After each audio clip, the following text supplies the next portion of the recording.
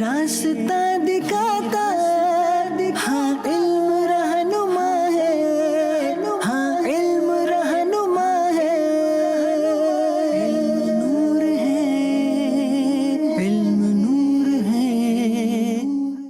الحمدللہ رب العالمین والصلاة والسلام علی خاتم النبیین اما بعد فاعوذ باللہ من الشیطان الرجیم بسم اللہ الرحمن الرحیم الصلاة والسلام علیک یا رسول اللہ وعلی آلک واصحابک یا حبیب اللہ الصلاة والسلام علیک یا نبی اللہ وعلی آلک واصحابک یا نور اللہ۔ سب سے افضل اور سب سے آخری نبی رسول مکی مدنی صلی اللہ علیہ وسلم کا ارشاد پاک ہے، من قرأ القرآن وحمد رب وصلى على النبی واستغفر رب فقد طلب الخیر مکانہ۔ جس نے قرآن کریم کی تلاوت کی اور اللہ پاک کی تعریف بیان کی اور پھر نبی کریم صلی اللہ علیہ وسلم پر درود شریف پڑھ کر اپنے رب سے مغفرت مانگی تو یقیناً اس نے بھلائی کو اپنی جگہ سے تلاش کر لیا۔ صلو علی الحبیب صلی اللہ تعالی علی محمد۔ مزید چینل کے ناظرین، پروگرام نور علم میں آپ کو ویلکم کہتے ہیں۔ پیارے آقا صلی اللہ علیہ وسلم کی سیرت مبارکہ کے کچھ پہلو بیان کیے جاتے ہیں، علماء کرام کی سیرت بیان کی جاتی ہے، سوال و جواب کا سلسلہ ہوتا ہے۔ یاد رہے کہ درس و تدریس، سیکھنے سکھانے میں گفتگو کا بہت اہم کردار ہے۔ کسی کو بات سمجھانے کے لیے الفاظ کا چناؤ اچھا ہو، گفتگو ٹھہر ٹھہر کر کی جائے، گفتگو میں روانی ہو تو بات بہت اچھے سے سمجھ آتی ہے۔ میرے آقا صلی اللہ علیہ وسلم کا مبارک کلام، میٹھا میٹھا کلام، اس کی روانی، اس کی جو خوبصورتی ہے، الفاظ کا چناؤ ہے، جامعیت ہے، وہ کیسی ہوا کرتی تھی، انشاءاللہ الکریم آج کے پروگرام میں ہم سننے کی سعادت حاصل کریں گے۔ امام اہل سنت عرض کرتے ہیں، میں نثار تیرے کلام پر ملی یوں تو کس کو زبان نہیں، وہ سخن ہے جس میں سخن نہ ہو، وہ بیان ہے جس کا بیان نہیں۔ انداز گفتگو میرے آقا صلی اللہ علیہ وسلم کا کیسا تھا؟ آئیے اس کو مزید جاننے کے لیے بڑھتے ہیں پہلے سیگمنٹ کی طرف، جس کا نام ہے سیدھی راہ چلاتے یہ۔ جی سیدی۔ بسم اللہ الرحمن الرحیم۔ صحابی رسول حضرت سیدنا جابر رضی اللہ عنہ فرماتے ہیں، نبی پاک صاحب الاولاق صلی اللہ علیہ وسلم کی گفتگو میں ترتیل اور ترسیل ہوا کرتی تھی۔ ترتیل یعنی آہستگی، ٹھہراؤ، ترسیل یعنی روانی ہوا کرتی تھی۔ اور حضرت مولانا علی قاری رحمۃ اللہ تعالی علیہ فرماتے ہیں کہ پیارے آقا علیہ الصلوۃ والسلام کی یہ خوبی تھی کہ آپ گفتگو فرماتے ہوئے جلدی نہ فرماتے تھے، الفاظ کے درمیان وقفہ ہوتا اور نہایت عمدگی کے ساتھ ارشاد فرمایا کرتے۔ میرے آقا علیہ الصلوۃ والسلام کا انداز گفتگو اتنا پیارا، میٹھا اور اچھا تھا کہ آہستہ آہستہ کلام، دھیما لہجہ، میٹھا لہجہ، آواز میں نرمی، الفاظ کی ادائیگی میں روانی، گفتگو میں ایسا ردھم کہ سننے والا کبھی بھی اکتاہٹ کا شکار نہ ہو۔ میرے آقا علیہ الصلوۃ والسلام کی گفتگو میں بہت زور زور سے بولتے ہیں، یہ انداز نہیں تھا، دھیما لہجہ تھا۔ اور بی بی عائشہ صدیقہ طیبہ طاہرہ عابدہ زاہدہ مفتیہ مجتہدہ عالمہ راقیہ ساجدہ فاضلہ رضی اللہ تعالی عنہا فرماتی ہیں، میرے آقا مکی مدنی مصطفیٰ صلی اللہ علیہ وسلم اس انداز سے گفتگو فرماتے کہ اگر کوئی الفاظ گننا چاہتا تو بآسانی گن سکتا تھا۔ اللہ اکبر۔ یعنی کلام سننے والا اس کو یاد کر لیتا، حفظ کر لیا کرتا۔ کیوں؟ کہ میرے نبی کا انداز گفتگو بہت ہی واضح ہوا کرتا تھا۔ ایسا ٹھہراؤ تھا میرے آقا صلی اللہ علیہ وسلم کے انداز گفتگو۔ حضرت سیدنا انس رضی اللہ تعالی عنہ، آپ نے نبی رحمت صلی اللہ تعالی علیہ وآلہ وسلم کے گفتگو کے انداز میں ایک اور پہلو کا بھی تذکرہ فرمایا۔ وہ فرماتے ہیں کہ ہمارے آقا صلی اللہ تعالی علیہ وآلہ وسلم جب کوئی بات ارشاد فرماتے ہیں تو یہ عادت مبارکہ کا حصہ تھا کہ کئی چیزیں 3 بار ارشاد فرمایا کرتے تھے. اور اس میں بھی جو ایک حکمت تھی وہ یہ کہ مخاطبین یعنی جن سے گفتگو ہو رہی ہے وہ اچھے انداز میں بات کو سمجھ جائیں. اساتذہ کا گفتگو کرنے کا انداز ہوتا ہے، سبق پڑھانے کا انداز ہوتا ہے، یا تربیت کرنے والا جو مربی ہے اس کا جو انداز ہوتا ہے، تو اس انداز میں جو نیگیٹو چیزیں سامنے آتی ہیں ان کو سامنے رکھتے ہوئے اگر دیکھا جائے تو ایک ہے بعض اوقات سمجھانے والا بہت زور سے بولتا ہے، اور بعض اوقات تو اس طرح کی صورت بھی ہوتی ہے کہ وہ زور سے بولنے کی وجہ سے نا جس کو سمجھانا ہے وہ ویسے اس کا دل دہل کے رہ جاتا ہے. تو جس طرح آپ نے بھی ذکر فرمایا کہ بہت بلند آواز نہیں ہوا کرتی تھی، تو میانہ روی کے ساتھ ترتیل اور ترسیل کے ساتھ اور 3 مرتبہ دہرا کے. اس کے جو فوائد علماء نے ذکر فرمایا نا، ایک فائدہ تو یہ ہے کہ گفتگو میں جو احتمالات بعض اوقات ہوتے ہیں نا، پتہ نہیں یہ کہا ہے کہ یہ کہا ہے، تو وہ ساری چیزیں نکل جاتی ہیں. سبحان اللہ، یہی آقا نے فرمایا. کیا بات. ایک تو اس چیز کا یہ فائدہ ہوتا ہے، دوسرا یہ کہ جو سامعین ہیں، سننے والے ہیں، ہر ایک کی کیفیت ایک جیسی نہیں ہوتی. ایک دفعہ سن لیا، دوبارہ پھر سن لیا، تیسری دفعہ پھر سن لیا، تو جو فرمایا گیا تو وہ بالکل زبانی یاد ہو گیا کہ ہمارے آقا نے ہمیں یہ فرمایا. سبحان اللہ. تو ہر ایک کی کیفیت کے مطابق گفتگو کا سلسلہ کہ ہر ایک کو سمجھنے میں آسانی ہو جائے. اور بعض چیزیں اس طرح کی ہوتی ہیں کہ جب ایک سے زائد مرتبہ اس کو دہرایا جائے نا تو اس میں تاکید پیدا ہوتی ہے واہ. کہ یہ ایسی بات نہیں تھی کہ جس کو ایک دفعہ کہہ کے نکل جایا جاتا. یہ کام اتنا ضروری ہے کہ ہمارے آقا صلی اللہ تعالیٰ علیہ وآلہ وسلم نے 3 مرتبہ اس چیز کو دہرایا. اس کے علاوہ بھی کئی حضرات اس طرح کے ہیں کہ جو ادائے نبی کو ادا کرنے کی مقدس نیت کے ساتھ 3 مرتبہ دہرانے کا عمل کرتے ہیں. خود امیر اہل سنت کو کئی دفعہ مدنی مذاکروں میں ہم نے دیکھا، یا کئی مواقع اس طرح کے کہ ایک چیز کا اعلان کیا یا ایک بات سمجھائی تو 3 مرتبہ اس کو دہراتے ہیں. امام شافعی رحمۃ اللہ علیہ کے بیٹے ہیں ابو عثمان محمد. نام محمد سے برکتیں حاصل کرنے کے لیے کئی ہمارے اکابرین ہیں جنہوں نے اپنا نام بھی محمد تھا، بچے کا نام بھی محمد رکھا. جی.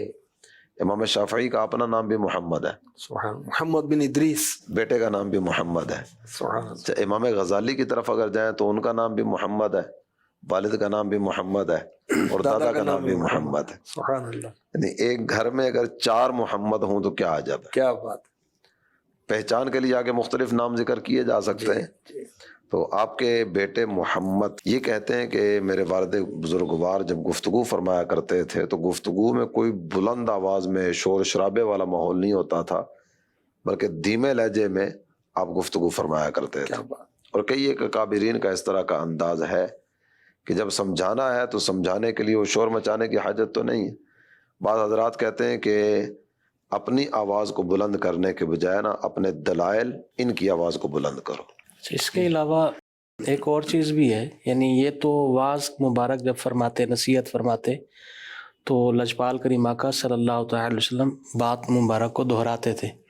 یہ بھی ہے کہ جب تعلیم اور تعلم کا سلسلہ ہوتا نا تو آپ صحابہ اکرام علیہم رضوان کو تکرار کا بھی ارشاد فرماتے تھے کہ جو میں نے بیان کیا آپ آپس میں اس کو تکرار کریں، کیونکہ جیسے ایک مشہور مقولہ بھی ہے، تکرار سے مطلب یہ کہ ریپیٹ کریں، ایک دوسرے کو سنائیں. ما تکررا تقررا، کہ جس چیز کو بار بار بیان کیا جاتا ہے وہ دل کے اندر قرار پکڑ جاتی ہے، وہ بیٹھ جاتی ہے. بعض بزرگان دین نے تو یہاں تک بیان کیا ہے کہ یاد نہ رہنے کی 2 صورتیں ہو سکتی ہیں، یا تو نسیان ہوگا یا پھر تکرار نہیں ہوگا. جب یہ دونوں چیزیں آئیں گی تو وہ جو چیز حاصل کی تھی وہ آہستہ آہستہ ختم ہو جائے گی، وہ دل سے نکل جائے گی.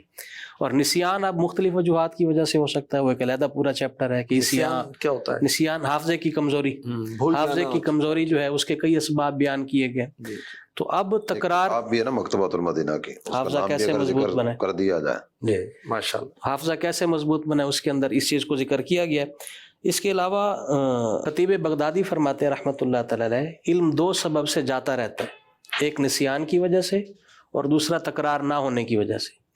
اور ایک جگہ پھر آپ ذکر کرتے ہیں کہ جو پختگی ہے، تکرار کا جو وقت ہے، وہ بالخصوص رات کے وقت جو تکرار کیا جاتا ہے اس سے علم میں پختگی آتی ہے. अल्हम्दुलिल्लाह सुम्मा अल्हम्दुलिल्लाह जामियातुल मदीना जो दावत इस्लामी के इदारे हैं जहाँ पर इल्म दीन सीखा जाता है, सिखाया जाता है, वहाँ पर तलबा किराम को बाकायदा तकरार का एक पूरा टाइम दिया जाता है। जो दिन में पढ़ा है रात में कम व बेश 3 साढ़े 3 घंटे, मौसम के एतबार से ये वक्त तालीमी बदलता हल्के है। जिसको तालीमी कहते हैं। हल्के जिसको हम कहते हैं, जो दिन में पढ़ा है एक तो उसको रिपीट करेंगे, सही। और जो आगे पढ़ा है उस पढ़ना है कल को, उसकी भी पेशगी अपनी इल्मी इस्तेदाद के मुताबिक तैयारी करके जाएंगे। इससे जो है वो एक क्रिएटिविटी आती है कि कल जो उस्ताद ने सबक पढ़ाना है, आज अगर मैं उसको निकाल के जाऊँ, पढ़ के जाऊँ, फिर अपनी मिस्टेक जब उस्ताद की तकरीर हो रही होती है अपने निकाले हुए सबक को, याद किए हुए सबक को मैच कर रहा होता है कि मैंने कहाँ पे मिस्टेक की थी, उस्ताद साहब क्या बयान कर रहे हैं। तो ये तकरार उलमाए किराम ने इसको जो है, जैसे सरकार सल्लल्लाहु अलैहि वसल्लम भी सहाबे किराम अलैहिम रिदवान को तकरार के लिए इरशाद फरमाते थे, तो इससे भी इल्म के अंदर पुख्तगी आती है। ये भी इल्म हासिल करने का एक बेहतरीन तरीका है। माशाअल्लाह। मेरे आका सल्लल्लाहु अलैहि वसल्लम की सीरत का ये अंदाज भी मिलता है कि जैसे हम बच्चों को कोई चीज़ पढ़ाते हैं, इस तरह भी कोई दुआ तालीम फरमाई और सामने वाले साहिब जो पढ़ रहे हैं फिर वो दोहराई हो रही है, फिर वो कोई गलती हो गई तो उसको दुरुस्त करवाया। तो ये भी एक अंदाज़ है कि किसी को कोई चीज़ याद करवानी है, कोई चीज़ सिखानी है, पढ़ानी है, तो इसमें भी मदद मिलती है। तो जब क्लास का माहौल है तो कोई ऐसी इबारत है, कोई ऐसा मसला है कि मुश्किल हो सकती है तलबा को, तो किस चंद एक स्टूडेंट्स को कि आप ये जुमला दोहराएं, जुमला पढ़ के फिर उनसे दोहराई करवा लें, तो इस अंदाज में भी हमारे पढ़ने पढ़ाने के अंदाज में मजबूती आ सकती है, सामने वालों को फ़ायदा हो सकता है। और सहाबाए किराम अलैहिम रिदवान का अंदाज़ था कि नबी करीम सल्लल्लाहु अलैहि वसल्लम की बारगाह में हाजिर होते, प्यारे आका अलैहिस्सलाम कभी किसी काम के लिए तशरीफ़ ले जाते तो दोहराई किया करते थे। तो वापसी यानी सहाबाए किराम फरमाते हैं कि वो हदीस जो है हमें बिल्कुल हिफ्ज़ हो जाया करती थी, गोया हमारी दिल की ज़मीन में बो दी गई हो, इस अंदाज में हमें ये याद हो जाती थी। सरकार दो आलम सल्लल्लाहु ताला अलैहि व आलिहि वसल्लम की गुफ्तगू के अंदाज, इस पर हमारी गुफ्तगू हो रही है ना। तो आप सल्लल्लाहु ताला अलैहि व आलिहि वसल्लम की बातों की जो लज्जत थी, आला हज़रत इमाम अहले सुन्नत ने उसका तज़किरा भी किया है। निगरान पाकिस्तान अगर उसका कुछ सुना दे तो। उसकी बातों की लज़्ज़त पे लाखों दुरूद, उसकी बातों की लज़्ज़त पे लाखों दुरूद, उसके खुतबे की हैमत पे लाखों सलाम, उसके खुतबे की हैमत पे लाखों सलाम, उसकी प्यारी फसाहत पे बेहद दुरूद, उसकी दिलकश बलागत पे लाखों सलाम। आज के प्रोग्राम में हमने इस सेगमेंट में सीखने की कोशिश की कि नबी करीम सल्लल्लाहु अलैहि वसल्लम किस अंदाज से ठहर ठहर कर गुफ्तगू फरमाया करते कि कोई अल्फाज गिनना चाहता तो गिन सकता था, किस रवानी के साथ गुफ्तगू होती, कैसा मीठा लहजा था कि जो गुफ्तगू होती दिलों में उतर जाया करती थी, सामने वाले को समझ आ जाया करती थी, हिफ्ज़ हो जाया करती थी। अल्लाह पाक हमें अखलाक मुस्तफ़ा से हिस्सा नसीब फरमाए। आइए सवाल की तरफ बढ़ते हैं। मेरा नाम मोहम्मद ज़ाहिद नवाज़ अत्तारी है। मैं model BS Jamiatul Medina Faizan Attar defence Lahore के 7th ईयर का स्टूडेंट हूँ। हाजी उमर साहिब से अर्ज़ है कि आप इस वक्त कौन सी ज़िम्मेदारी पर रहकर दावत इस्लामी की खिदमत कर रहे हैं? बराए करम जवाब अता फरमा दें। दावत इस्लामी के पाकिस्तान में अल्हम्दुलिल्लाह 77 डिपार्टमेंट्स कायम हैं, उनमें एक शोबा पाकिस्तान मुशावरत ऑफिस भी है और पाकिस्तान में होने वाले दीनी कामों की कारकर्दगी लेने के लिए ज़िम्मेदारान के जदवल और कंप्लेंट वगैरह के मामलात को देखने के लिए जो JDs बनती हैं, SOPs बनते हैं, तरीक़ा कार दिया जाता है काम का, तो ये सारी चीज़ें पाकिस्तान मुशावरत ऑफिस में कंट्रोल की जा रही होती शहर है। में ये फैसलाबाद में ही कायम है, फैज़ान मदीना में। फैसलाबाद फैज़ान मदीना। تو یہ الحمدللہ اس کی آگے صوبائی آفیسز بھی اس کے تحت بنے ہوئے ہیں صوبوں میں ہونے والے دینی کاموں کو کنٹرول کرنے کے لیے. تو یہ شعبے کا نام پاکستان مشاورت آفس ہے، اس میں الحمدللہ خدمت کی حاجی عمر سعادت مل مدنی اس کے جو نا وہ نگران ہیں، سارے شعبے ان کے تحت ہیں اور صوبائی آفیسز بھی ان کے تحت ہیں. یہاں پر ذیلی شعبے کتنے ہیں پاکستان مشاورت آفس میں؟ یہ بھی اس وقت ہماری جو تقسیم ہے 10 مین شعبہ جات بنے ہوئے جن کے تحت ذیلی شعبہ جات کی تعداد 37 ہے. الحمدللہ سافٹ ویئر بھی رن ہو رہے ہیں اور جی سافٹ ڈیولپمنٹ ویئر بھی کا ہو رہی ہے باقاعدہ اس کا. ڈیولپمنٹ کا بھی شعبہ بنا ہوا ہے آئی ٹی کے تحت، جو کہ سافٹ ویئر بناتا ہے. تنظیمی سافٹ ویئر کا سلسلہ بھی ہمارے شعبے کے تحت چل رہا ہے. اور شعبہ جات کی کارکردگی بھی لی جاتی ہے، نگرانوں کی 12 دینی کاموں کی بھی کارکردگی لی جاتی ہے، جدول کے سلسلے بھی ہیں، جدول کا بھی سافٹ ویئر ہے. اسی طرح الحمدللہ. کمپلینٹ مینجمنٹ سسٹم CMS کے نام سے ہے، جو شکایات آتی ہیں تجاویز آتی ہیں اس کا سلسلہ بھی سافٹ ویئر میں ہے. اسی طرح جو ذمہ داران کی تقرریاں ہوتی ہیں کس سطح پہ کون ذمہ دار ہے، اس کا بھی تقرری سافٹ ویئر بنا ہوا ہے کہ ہزاروں ذمہ داران کا ڈیٹا اس میں موجود ہے اور اس کے ذریعے ہی اس کو مینیج کیا جا رہا ہوتا ہے، اپڈیٹ رکھا جا رہا ہوتا ہے. ماشاءاللہ.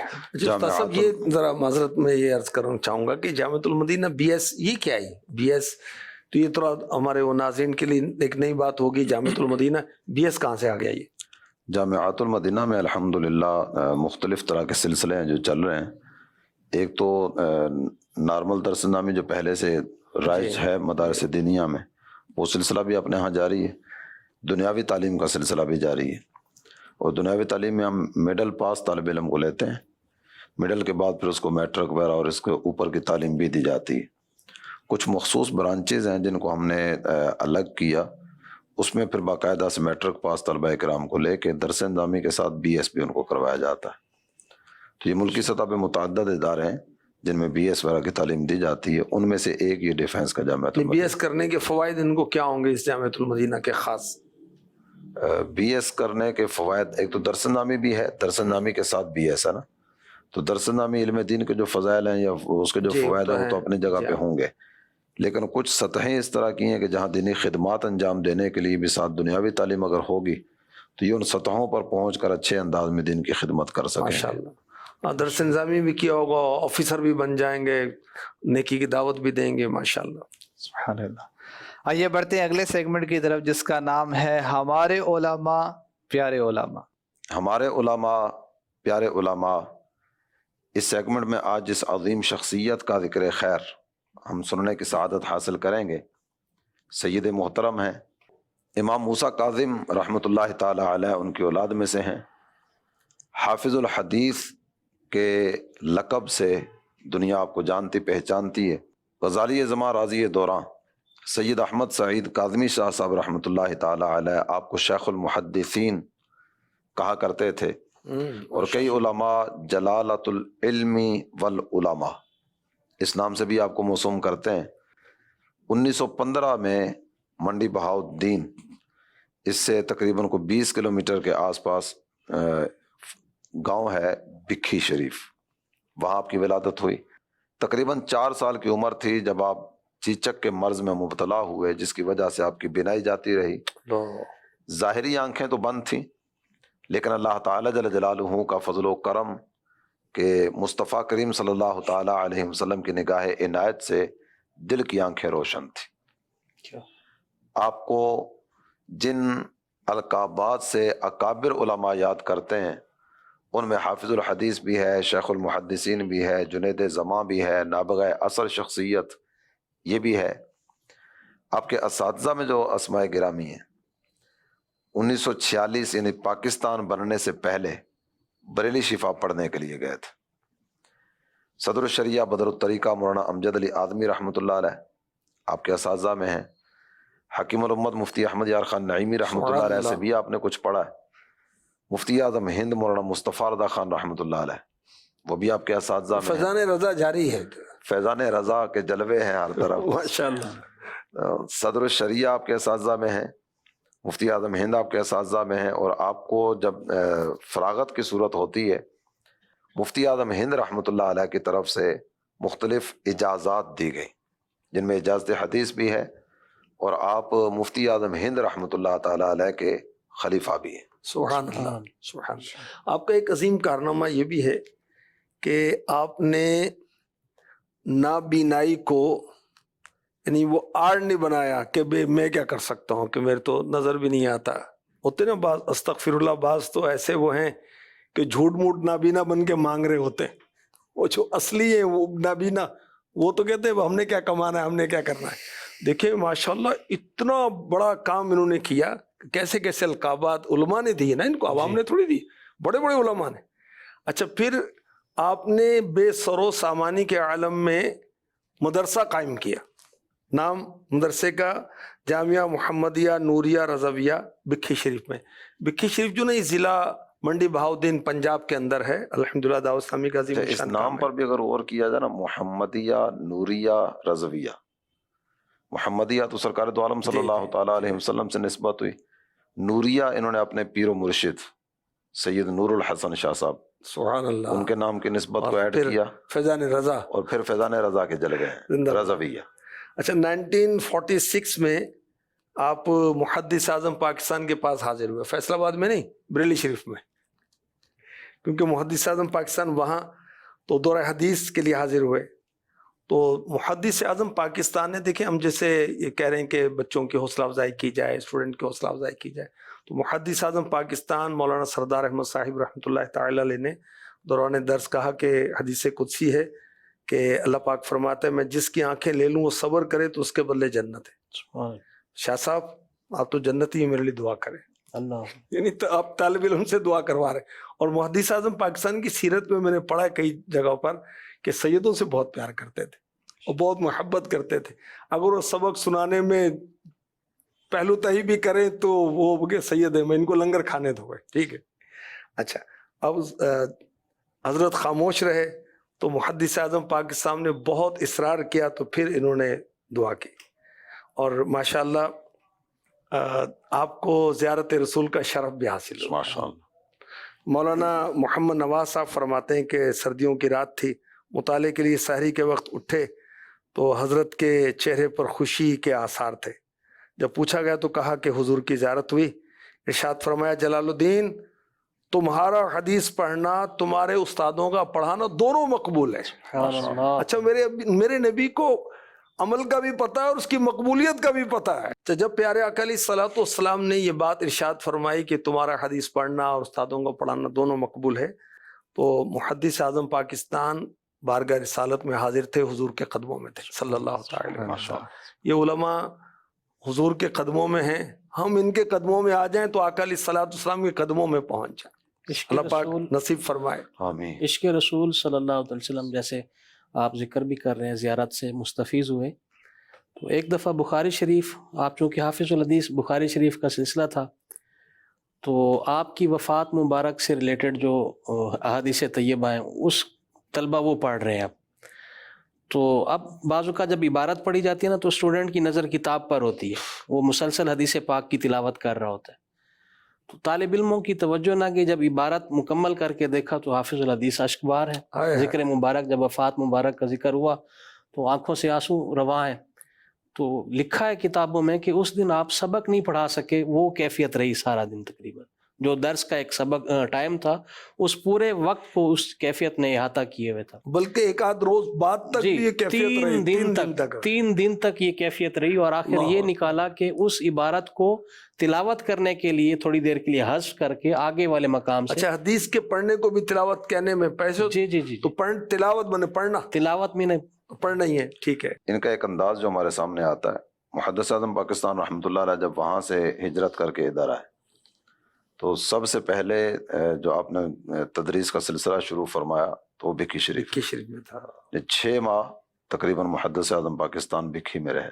مفتی احمد یار خان نعیمی رحمۃ اللہ علیہ وہ بھی یہاں تشریف فرما ہوئے. اچھا اس کے بعد بھی جو ایک نظارہ ہمارے سامنے آتا ہے نا, اپنے شیوخ سے محبت کہ تاج الشریعہ مولانا اختر رضا خان وہ بھی بکھی میں آئے ہوئے ہیں, کئی ایک اکابر علماء وہ بکھی میں تشریف فرما ہوئے.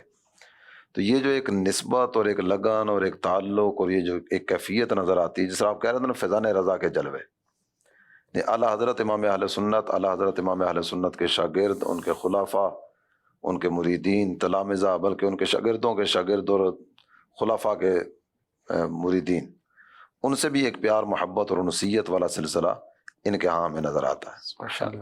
دارالعلوم کے ایک مفتی صاحب ہیں، وہ بھی ذکر فرماتے ہیں کہ حافظ الحدیث صاحب سے جب بھی کبھی فقہی مسائل پر معلومات لی جاتی تو کتاب کا صفحہ حوالے کے ساتھ جو بھی بیان فرماتے وہی نکلتا۔ اللہ پاک نے ایسا آپ کو حافظہ عطا فرمایا۔ اس کا جو انداز ہوتا تھا نا کہ فلاں الماری کے فلاں شیلف پر فلاں کتاب ہے، اس کے فلاں صفحے کی سطر نمبر فلاں، کیا بات، اس پہ یہ مسئلہ لکھا ہوا ہے۔ اللہ کی عنایت، اللہ کی رحمت، اور ان بزرگوں کی، ان علماء کی مسلسل جد و جہد اور اپنی تعلیم کو فوکس کرنا ہے کہ بھئی دائیں بائیں سجے کھبے کیا ہو رہا ہے، بے نیاز ہے بھئی، اپنے کام سے اس کا ایک انداز جو ہے نا وہ، چونکہ ہمارے اساتذہ کرام بھی ساتھ موجود ہوں گے، تدریس بھی انہوں نے کافی وقت فرمائی ہے، ان کی تدریس کا ایک انداز یہ ہوتا تھا کہ کبھی بھی کسی ایک طالب علم سے عبارت نہیں سنتے تھے، سب سے سنتے تھے، سب سے ہی عبارت سننے کا سلسلہ ہوتا تھا۔ کوئی یہ نہیں سمجھتا تھا کہ آج اس نے شروع کر دیا تو اپنی تو چھٹی ہو گئی، ایسا نہیں ہوتا تھا۔ سبحان اللہ، اللہ پاک ان پر رحمت فرمائے، آمین۔ ان کی سیرت سے الحمدللہ ہمارے لیے سیکھنے کی کئی باتیں ہیں، اللہ کریم ہمیں عمل کی توفیق عطا فرمائے۔ آئیے بڑھتے ہیں اگلے سیگمنٹ کی طرف جس کا نام ہے امیر اہل سنت کا پیغام آپ کے نام۔ جو اسلامی بھائی درس نظامی کے بعد تخصص فی الفقہ، تخصص فی الحدیث وغیرہ نہیں کر رہے یا تدریس وغیرہ نہیں کر رہے تو ان اسلامی بھائیوں کو کیا صورتحال کرنی چاہیے؟ یہ تو اب بیچارے ذرا نوکری کریں گے، کاروبار کریں گے، کچھ تو کریں گے، تو یہ علم ہے بس خرچ کرنے سے بڑھتا ہے، خرچ نہیں کرتے اس کو تو پھر یہ بھول بھلائیاں ختم ہو جائے گا۔ وہ نام کے آگے مدنی لکھیں گے آپ تو پھر شاید شرم آئے، یاد ہی کچھ نہیں رہے گا تو کیا کریں گے۔ تو اس لیے اسی شعبے سے وابستہ رہیں گے تو آپ کا علم جو ہے یہ بچے گا، ورنہ بچنا مشکل ہے۔ تو کوئی ایسا کریں کہ بس وہ اس شعبہ نہ چھوڑیں، کچھ نہ کچھ اسی فیلڈ میں آپ اپنے جگہ بنا لے اور اسی میں گزارا کریں۔ وہ پیسوں کے چکر میں بھی بعض بھاگتے ہوں گے، زیادہ آمدنیاں تو ہوتی ہیں، اور یار اس افسر کو اتنی تنخواہ اور ہم کو اتنی تنخواہ، تو بھائی تو اگر آپ کو آپ اس کی جگہ ہوتے اور وہ آپ کی جگہ ہوتا، کیا یہ ضمیر گوارا کرے گا؟ جاگتا ہوگا کہ نہیں، اب کبھی بھی نہیں کرے گا۔ یہاں فاقے کر کے بھی اگر علم دین ملتا ہو تو مہنگا نہیں ہے۔ تو جو علم دین سے محروم ہے ان کی ریس کرنا، ان کو اتنی آمدنی اتنی آمدنی ہے، تو دنیا میں اس لیے تھوڑی ہے کہ ہم آمدنیاں کریں یار، مال کمائیں۔ آپ کو اس فیلڈ میں ملیں گے، واقعی باصلاحیت ہوتے ہیں، بہت رقم کما سکتے ہیں، لیکن نہیں کماتے، اسی لائن میں رہتے ہیں، نہیں یار یہ لائن چھوڑنی نہیں ہے۔ آپ نے ان کا نام سنا ہوگا، دارالعلوم امجدیہ کے مفتی ظفر علی نعمانی، یہ تھے کھاتے پیتے لیکن اسی لائن میں تھے، یہ لائن میں تھے، اور وہ دارالعلوم امجدیہ میں اعلیٰ حضرت کے عرس میں ہر سال میری حاضری ہوتی تھی، ایک دور تھا میرا۔ تو ایک بار یہ انہوں نے انکشاف کیا، مجھے بھی پتہ نہیں تھا، بولا الحمدللہ ہر سال مجھے یہ سعادت ملتی رہی کہ اعلیٰ حضرت کے عرس کے اخراجات میں برداشت کرتا رہا، اب یہ کچھ لوگ اٹھ گئے ہم بھی حصہ ڈالیں گے۔ تو اس طرح میں اتنا متاثر ہوا، یہ رونے لگے، رو پڑے کہ یہ سعادت میرے پاس رہنی چاہیے۔ اعلیٰ حضرت کے عرس میں یہ انہوں نے کہا تھا۔ تو اب ایسا جذبہ ہو نا اور فیلڈ کے ساتھ وابستہ رہے تو یہ تو بڑی بات ہے، ایسا کم ہوتا ہے۔ پھر اب نکلے اس فیلڈ سے تو پھر نکلے، گئے گا ہم سے ادھر ادھر نکل گئے، آخری عمر تک یہ دارالعلوم امجدیہ سے وابستہ رہے، اب بھی وہیں سوئے ہوئے، مزار بھی ان کا وہیں ہے۔ صدر الشریعہ رحمت اللہ تعالی علیہ کی یاد میں یہ بنا تھا دارالعلوم امجدیہ۔ صلو علی الحبیب صلی اللہ تعالی علی محمد۔ سوال چلائیے۔ میرا نگران پاکستان کی بارگاہ میں یہ سوال ہے کہ مدینہ شریف کی تڑپ کیسے پیدا کی جائے؟ سبحان اللہ۔ مدینہ پاک کے فضائل پڑھے جائیں، احادیث میں ہیں، اور امیر اہل سنت کی کتاب ہے عاشقان رسول کے 130 حکایات، ہمارے اکابرین کس طرح مدینہ پاک میں حاضر ہوتے تھے۔ اچھا میرے آقا علیہ الصلوۃ والسلام اللہ کے محبوب ہے نا، مدینہ محبوب خدا کا محبوب ہے، کہ آپ کو مدینہ سے اتنا پیار تھا کہ جب حضور سفر سے مراجعت فرماتے واپس تشریف لاتے تو سواری کو شوق مدینہ میں تیز فرما دیتے۔ اللہ اکبر۔ کسی نے وہ گرد مدینہ جب اڑی، گرد خاک مدینہ، تو چہرے پر کوئی کپڑا رکھا، حضور نے فرمایا کہ ہٹاؤ، خاک مدینہ میں تو شفا ہے۔ سبحان اللہ۔ اور اب دیکھیں کہ جس زمین پر میرے نبی نے قدم رکھے وہ زمین کیسی ہوگی۔ حضرت اسماعیل علیہ السلام کے مبارک قدموں کے رگڑ سے جو پانی جاری ہوا آب زمزم، شفا ہی شفا ہے۔ وہ مٹی جس پر حضور نے قدم رکھے وہ کیوں نہ شفا ہوگی۔ امیر علیہ سنت کو میں نے دیکھا ہے کہ جہاں کبوتران مدینہ وہ زمین مدینہ پر چل رہے ہیں تو ان کے قدموں کے جو نشانات ہیں اس پر وہ سلائی جو سرمے والی سلائی ہوتی ہے وہ مٹی والی کر کے اپنی آنکھوں میں لگاتے۔ اور یہ عشق رسول بھی ہے اور عشق رسول پیدا کرنے کا ایک انداز بھی ہے۔ تو نعتیں سنی جائیں تو اچھا، عاشقان مدینہ کی صحبت اختیار کی جائے۔ امیر علیہ سنت بہت بڑے عاشق مدینہ ہے، مدنی مذاکرے میں شرکت کی جائے، اس سے بھی انشاءاللہ الکریم مدینہ کی محبت پیدا ہوگی۔ میں عاشق مدینہ کا ایک شعر آپ کو سناتا ہوں۔ مدینہ اس لیے عطار جانو دل سے ہے پیارا، مدینہ اس لیے عطار جانو دل سے ہے پیارا، کہ رہتے میرے آقا میرے سرور مدینے میں۔ دنیا کا ایسا کوئی شہر ہے کہ جس کی شان میں کلام لکھے گئے ہوں؟ اور کسی عاشق رسول نے کہا نبیوں میں جیسے افضل و اعلیٰ ہے مصطفیٰ، نبیوں میں جیسے افضل و اعلیٰ ہے مصطفیٰ، شہروں میں بادشاہ ہے مدینہ حضور کا۔ اللہ پاک ہمیں عشق رسول کی، عشق مدینہ کی دولت نصیب فرمائے۔ عشق مدینہ عشق رسول ہے نا، سبحان اللہ، انہی کی نسبت سے ہی محبت ہے الحمدللہ۔ آئیے بڑھتے ہیں اگلے سیگمنٹ کی طرف جس کا نام ہے نمایاں جامعۃ المدینہ۔